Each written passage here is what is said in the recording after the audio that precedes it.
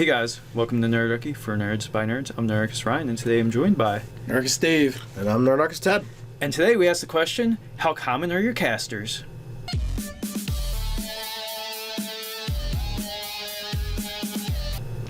Jump down to the description below where you can find Nerdarchy the newsletter, where you can get weekly tips from Nerdarchy as well as learn how to game with us. So we had a tweet in from at the Scando. He was watching the video where we talked about high magic versus low magic in your D&D games. And he thought we were going to talk about the idea of how often you encounter spellcasters, how rare or common they are in the game world. Didn't happen in that video at all. So he's like, hey, why don't you do a video about it? And we're like, sure, why not? So our other video talked primarily about magic items. Yeah. And he wanted to like, oh, well, how often are someone who can cast? So it's a good idea. It's a good topic. And traditionally in many of the games that I played in, back in the day when you always had to pay to have your magic items identified, there was like one wizard. He was kind of crazy. He lived in a tower on top of the hill. And that was the only spellcaster other than players, which would be much lower level. And, the villains you would run into. Mm-hmm. I feel like in a lot of the games that I played in, spellcasters were less frequent. There was very little opportunities for us to go to a temple and get resurrected or get pre-spells in a lot of those games. But then you have like Forgotten Realms where the stuff's all over the place. Yeah, or Paylor forbid a place where you could buy magic items, right? That's denoting a whole magic economy of being able to buy and sell things. And then you had that even ratcheted up to Eberron, where they actually created, for 3rd edition, an NPC spellcaster class that was like kind of like the worker bee mage. Yeah, exactly. So, if you have this idea of colleges where wizards go to study, well, that's going to connote a much larger sort of arcane tradition versus maybe it's just like a master and apprentice sort of Sith Lord sort of situation where there's one master, one apprentice, or maybe a handful of apprentices, and that's a super small sort of situation there. It's basically like trades back in the day. So, we haven't. I don't think we've really fleshed out in the game that we're playing, in the campaign world we're playing, and how common spellcasters are.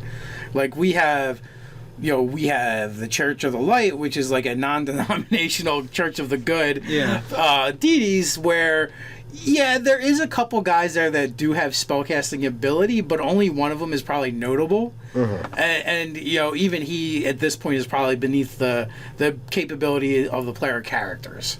Right. So I kind of like the idea of having more spellcasters in a world where there are colleges and temples and stuff like that, but most of them never really obtain any level of true power. Right. But you're also talking about, we started both the premises of both of our games started out in Gryffindor, which was a boom town essentially. It's over the course of us playing for the last 2 years, it's moved much closer to the size of a city, but it hasn't evolved in a way where magic has become a part of it. So there hasn't been anyone pushing towards that.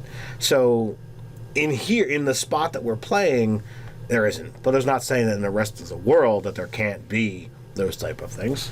Well, that's what I'm saying. What do we want? In the broader world. In the broader world, I like the idea of archmages being a very small percentage of the pie, but maybe there's a lot of, or there's a decent number of 5th through 10th level, a bunch of 1st through 4th, and then people up and above that attain the higher echelons are basically reserved for super important NPCs. If you have a college of wizardry, the professors might be 5th level wizards. Yeah. It's kind of like the scale that I would look at. 5th to 8th, something like that. I'd lean towards Ryan. At 5th level, for us who have been playing for a long time, the staple of you're not a wizard until you can cast a fireball has been a thing. So it's not necessarily about. That's because back in 1st edition and 2nd edition you had titles. I don't know if you had titles in 2nd edition. I don't remember. But in 1st edition, every level was a title, and you were a magic user until you hit 10th level, and then you became a wizard. Ah, okay. So I don't remember all the different titles, but all the classes had them. Well, I'll have to go back and do some research on that first edition stuff. But if you're gonna really be teaching, like I want to see you in that I have third level, fourth level, maybe even fifth level spell slots to really consider. Have you been to a real college? Like, a lot of times, in academia, people spend their whole lives in academia and never actually go into the field. That is true. If you use real world examples, not all, but I Right. mean, there's definitely people like that. There's a saying that those who can't do teach, and there's a reason for it. That's true. It occupies a certain niche or whatever. But I mean, there might be when they go to try to do examples of those 6th, 7th, 8th level spells. Like maybe there's freelance wizards that come around and like they kind of tour the different schools who have this like advanced level, and they're like celebrity wizards maybe. Who come around. That's a neat. Well, I mean, idea. I'm almost thinking of They just use illusion spells. to fake like they did. Well, and they're really good. But I'm thinking about like Gilderoy Lockhart from the Harry Potter Yes. series, like where this like pompous like I wrote these books and like kind of things, and so like playing it up this sort of beefcake wizard that people might have a crush on, or other academics type of situation. Struck me as pretty funny. But so there could be this handful of higher level wizards that are around, but they're nowhere near as numerous as the 1 through 8th level sort of casters might be. Well, and also I feel like the higher echelons are like too busy researching new magic and really push they're the guys that are going to get the Nobel Peace Prize. You know what I mean? Like they're pushing the field and industry ahead and doing their own thing, and they can't be bothered. They don't care. They're just like. I mean, I do kind of think that adventurers as a whole occupy that sort of like level of society where it's like. Major TV personalities, professional athletes, major performers, and things like that. Like that's like PCs are like that strata of society. Maybe that's like 5% of the world's population or something like that. And so everything's diminishing returns from there. Well, yeah, because I like that as well because it also makes the players who tend to be the center of the stories more special. Yeah. Right. And that's how most of the games I've always played have been is like most of the people are peasants and farmers and whatever, and then you have the adventurers who maybe they had those humble beginnings, but at some point they stepped out of them to be something more. Yeah. And they're going to be a really small percentage of the population. Like they're basically the analogs to like your Warren Buffetts, your Kobe Bryants, your insert other athletes. And, Well, your Michael Jacksons. Like your standard army isn't garrisoned by thousands and thousands of fighters and barbarians and rangers and paladins. Right. They're just, for the most part, even if they're professional soldiers, they still are just grunts, and they never really for the most part go past a certain point. Right. When you get into the player character classes, like that's more like special forces. Right, yeah. Special ops sort of situation. In my So, opinion. like, you're gonna have people that are in that multiple hit die situation, but you have to be someone that's dedicated and above the norm to go above 5 hit die. Yeah, I feel like 5th edition, if you go to the back of the monster manual, it actually does a really good job of breaking them out. There is just a guard, and he's like 1 hit die, and he's going down. Yeah. Go down quick. So to bring this back to spellcasters, so it's kind of like maybe your towns and hamlets maybe might have a cleric, but probably not. Like maybe a town could have one hedge wizard who's or like a something. 1st or 2nd level caster, or equivalent of like a hedge wizard, not a true mage or wizard in that instance. Maybe when you get into a city or up into a metropolis, you never really have to spell this out, but there could be up to a dozen of them. Yeah, I mean, it is the idea of having wizard colleges and bard colleges is kind of fun. Like, it would be fun to run that kind of game, and you could look at like Harry Potter for inspiration. I'm sure there's other places as well. Right. Yeah. Even Cauldron's Fury, the Lara series. Yeah. There was definitely some of that going on. In the second book, Academ's Fury, is where you really kind of go through that, and it takes you at the end of the year, so you don't have to go through an entire year's worth of his issues. Yeah, it's the same thing as like running, a teen superhero game. Like, you do the school thing, but you can do it in a fantasy setting with spellcasters, and your like depending on how you want to structure your college, like the Bard College and the Wizard College could be the same thing. Yes. Yeah. Like, It's different areas of specialization. Because you're going to have the same classes that everyone has to take. That's your core, and then you get into your specialty stuff based on what it is that you're doing. Well, and even if you look at Forgotten Realms and look at the Underdark with the Drow, they essentially had like the three. They're almost like colleges. Like they're not, but that's what makes me think. It's like vocational schools in a way. Yeah, like they're for the vokies. warriors, the priests, and the mages. Melee Maga 3, and what was the other ones? I have no idea. I couldn't tell you off the top of my head. It's been so long since I read those books. But again, like if you wanted to run that kind of game, like the basis is kind of there for you to do it. Yeah. So I think I do in our major cities, like maybe Drellic will have a college for wizarding types. Yeah. But again, like I'm just thinking of the one that will be in Ryler because it'll be really shitty and very politicized. Is Ryler a major? Is it a major city or It's power? a major port city, but it's kind of like it's shady. The whole city's shady. Well, I mean, then you have lots of people specializing in illusion and enchantment to like basically do things on the down low. Like that's the skill set that's almost going to be like you can get very far in life if you're able to provide these services to people. Actually, I'm actually seeing the opposite, where people in the school are in positions they don't belong in, but because it's so Bribes corrupt. and- Yeah.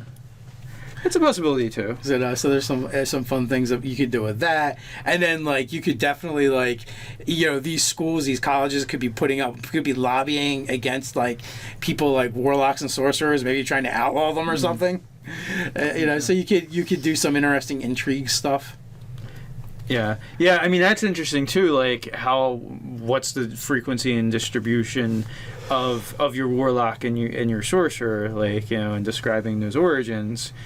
But again, I feel like they're going to be more rare probably than the people that are just dabbling in magic because like they have to be born with it or make a pact with power. Well, you do have to, I think they should have that bit of the weird factor to it. the one thing you have to consider though when you're looking at casters is there's always going to be a differentiation between the PC and an NPC, because the PC are taking things straight out of the player's handbook, whereas someone could be casting spells and it doesn't really matter what their source is unless they're going to become an important NPC later on. Yeah. Well, I mean, but if we're talking about distribution of a class or type of caster in the world, like it's Becomes relevant. It becomes true. something that kind of matters.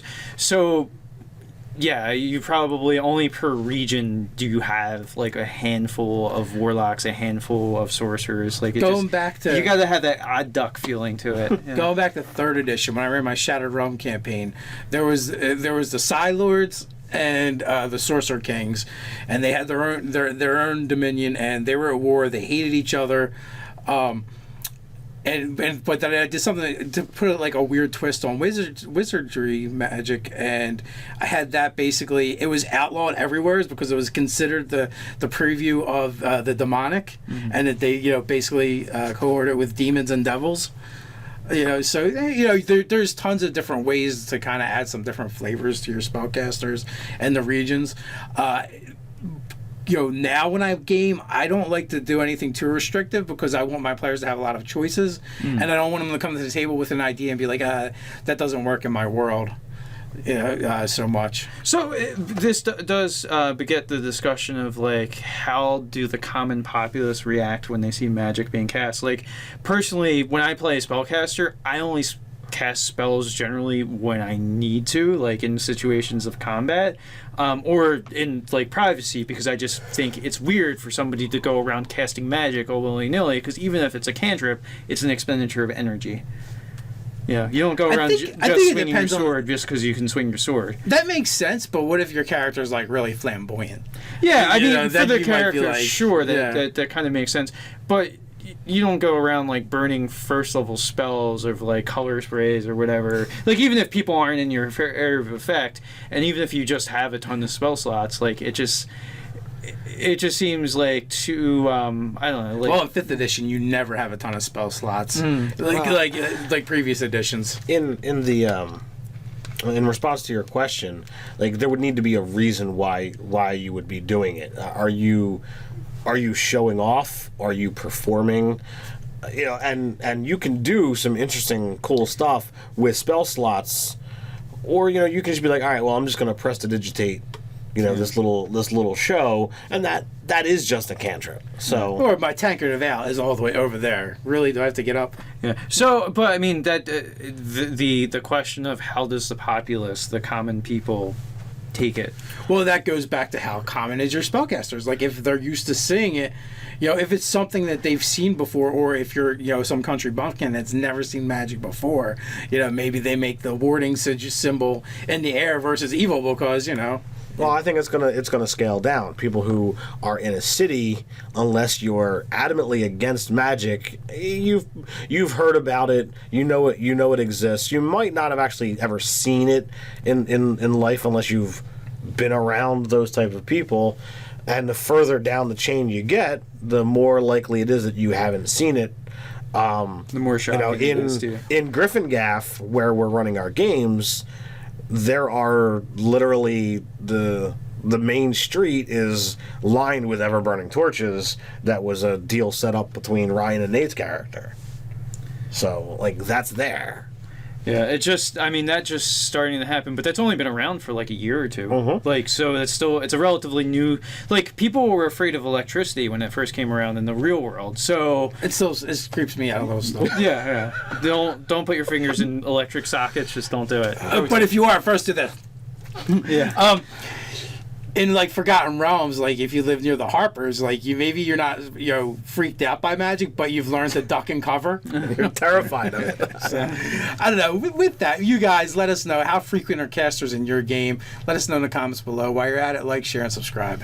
You can hang out with us over on Facebook. Or check us out over on nerdarchy.com. So until next time, Stay nerdy.